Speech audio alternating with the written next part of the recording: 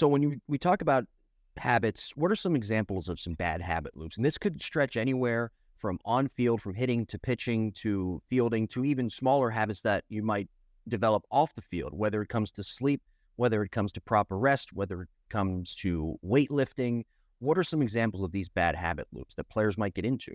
Yeah, you know what? I think so many times athletes will come and they'll be like, you know what? I don't know why. I feel fine during batting practice. I feel fine early in the game, but when the game is on the line, I start to have these negative thoughts. I start to not be able to visualize my success, or I'm visualizing myself doing poorly, or I get into this anxious feeling towards the end of those games. Or we have athletes who are trying to set up better daily routines, like going to bed early, like journaling before bed, like trying to get their training in more consistently. And what they end up doing is they say, when it comes time to it, I start to justify in my head, oh, I can just do 15 minutes on my phone before I go to bed.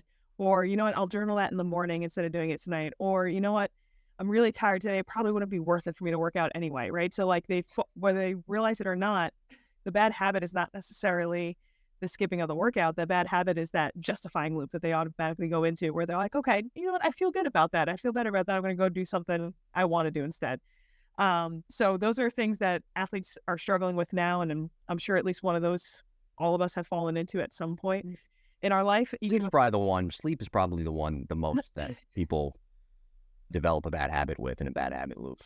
I can see that. Yeah. Whether that's going to bed early or earlier, or trying to wake up earlier to get, a workout in or whatever it may be. How many times do we just be like, oh no, I'm too tired. I'm gonna hit the snooze button, or, I need my phone to wind down at night, those types of things I think would, really do affect people, because then it sets up your next day and you're already behind the ball on, let's say, something you had wanted to accomplish.